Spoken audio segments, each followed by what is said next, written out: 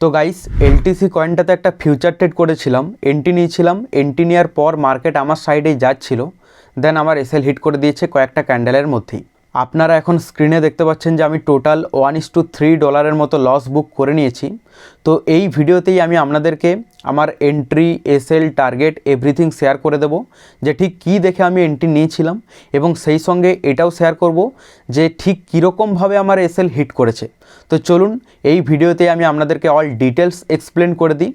All details explain করার আগে আপনি যদি এই চ্যানেলে নতুন হয়ে থাকেন, অবশ্যই চ্যানেলটিকে সাবস্ক্রাইব করে রাখতে ভুলবেন না। আর ভিডিওটি দেখে যদি একটু হলেও হেল্পফুল বলে মনে হয়ে থাকে তো ভিডিওটিতে একটি লাইক করে দেবেন। চলুন স্ক্রিনে চলে যাই। তো গাইস আমি এলটিসি কয়েনের চ্যাটে চলে এসেছি। আপনারা দেখতে পাচ্ছেন যে আমার এই লেভেলে এন্ট্রি ছিল, এখানে এসএল ছিল অ্যান্ড এখানে টার্গেট ছিল। তো প্রথমে আমি আপনাদেরকে অল ডিটেলস এক্সপ্লেন করার আগে দেখে নেব যে ঠিক কীরকমভাবে আমার এসএল হিট করেছে।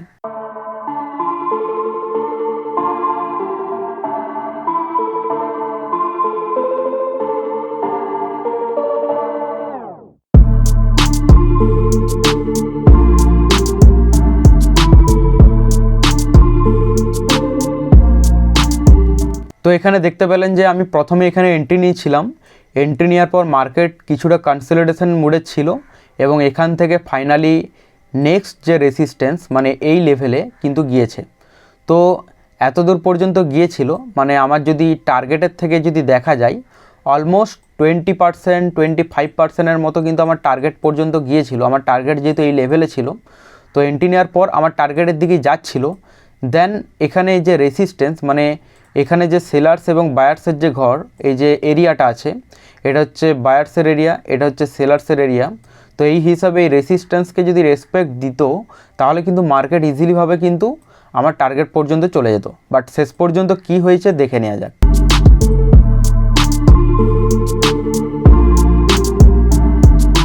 এখানে দেখতে পেলেন যে এত দূর পর্যন্ত গিয়েছিল, দেন এখান থেকে কয়েকটা ক্যান্ডেলের মধ্যেই কিন্তু আমার এসএল হিট করে দিয়েছে।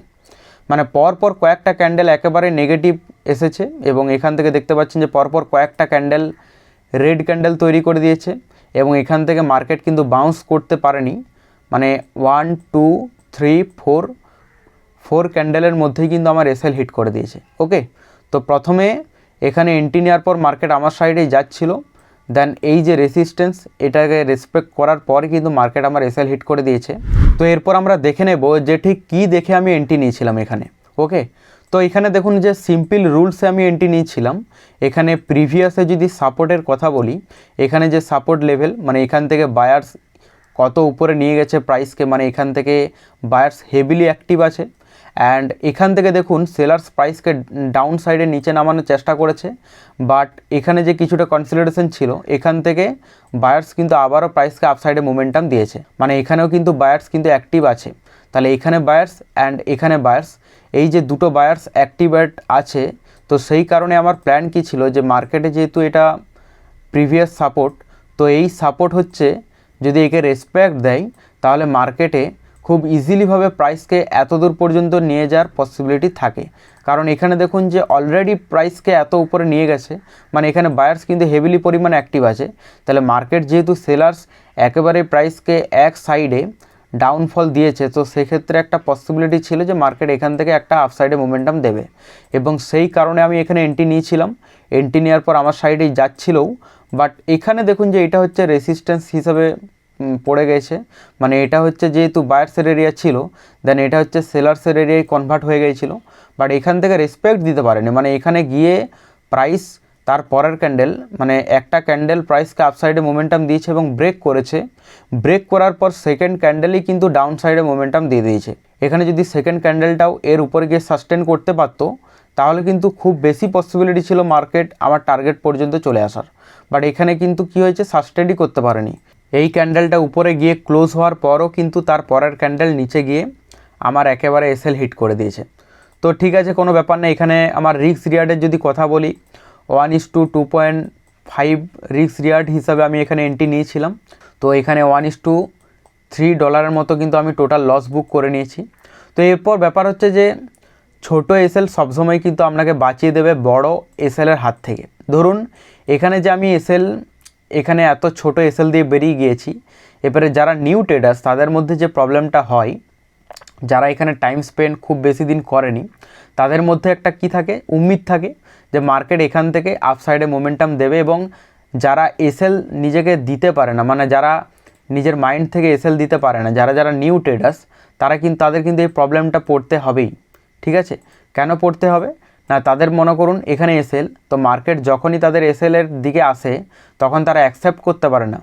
তো এই কারণের জন্য তারা হোল্ড করে থাকে যে ঠিক আছে মার্কেট যখন আবার আপসাইডে উঠবে, একটা উম্মিদ নিয়ে তারা থাকে যে মার্কেট ঠিক আবার আপসাইডে উঠবে এবং তাদের টার্গেট হিট করবে। তো এরপর এখানে দেখুন যে আমি যদি এখানে এসএল না দিতাম তাহলে কি হতো, এখানে দেখুন এসএল যদি না দিতাম মার্কেট কতটা নিচে গেছে আপনারা দেখুন যে ছোট এসএল সবসময় আপনাকে কিন্তু বাঁচিয়ে দেবে বড় এসএলের হাত থেকে। এখানে আমি টোটাল $1.3 মতো লস করেছি। ঠিক আছে, ছোট এসএল দিয়ে কিন্তু এক্সিট করে গেছি। আমি ধরুন এখানে যদি এক্সিট না করতাম তাহলে যেটা হতো যে মার্কেট এতটাই নিচে নেমে গেছে যে আমি যদি হোল্ড করে থাকতাম একটা উম্মিদ নিয়ে যে আমার টার্গেট পর্যন্ত যাবে, তাহলে কিন্তু এখানে হয়তো বা আমার $5 থেকে $6 উপরে কিন্তু আমার লস বুক করতে হতো। ঠিক আছে, কারণ এখানে এত নিচে নামার পর তো অবভিয়াসলি ব্যাপার যে আপনাকে লস বুক করতেই হবে, কারণ আপনি তো মাইন্ড থেকে অ্যাকসেপ্ট করতে পারবেন না। আপনি এখানে যদি $5 মতো রিস্ক নিতেন এবং আপনি যদি এখানে হোল্ড করে থাকতেন তাহলে হয়তো বা আপনার এখানে এটাই $20 থেকে $30 মতো হয়তো আপনার লস বুক করতে হতো।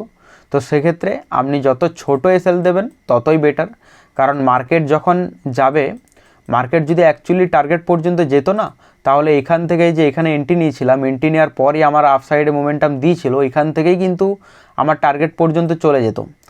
কিন্তু এখানে যেহেতু যেতে পারেনি তো সেক্ষেত্রে মার্কেটের সঙ্গে লড়ে তো লাভ নেই, ছোট এসএল দিয়ে এক্সিট করে গেছি।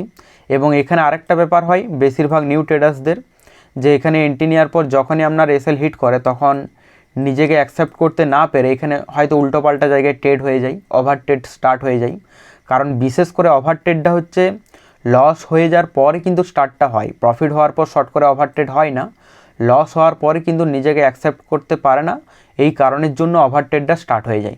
তো সেক্ষেত্রে ওভার ট্রেড সবসময়ই খারাপ, কারণ এখানে আমি এন্ট্রি নেওয়ার পর আমার যে 1:3 আমি লস বুক করে নিয়েছি, আমি আবারও কিছুটা পরে বা তারপরে নেক্সট ডে হয়তো আমি আবার ট্রেড করব ফ্রেশ মাইন্ডে, কিন্তু আমি এখানে যদি আবার ওভার ট্রেড স্টার্ট করে দিই তাহলে সেক্ষেত্রে কী হবে, উল্টোপাল্টা জায়গায় ট্রেড হবে এবং লসের পরিমাণ আরও বেশি হবে।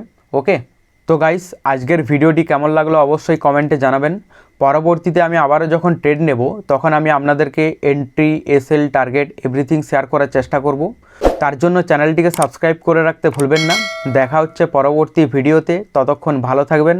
Bye bye guys.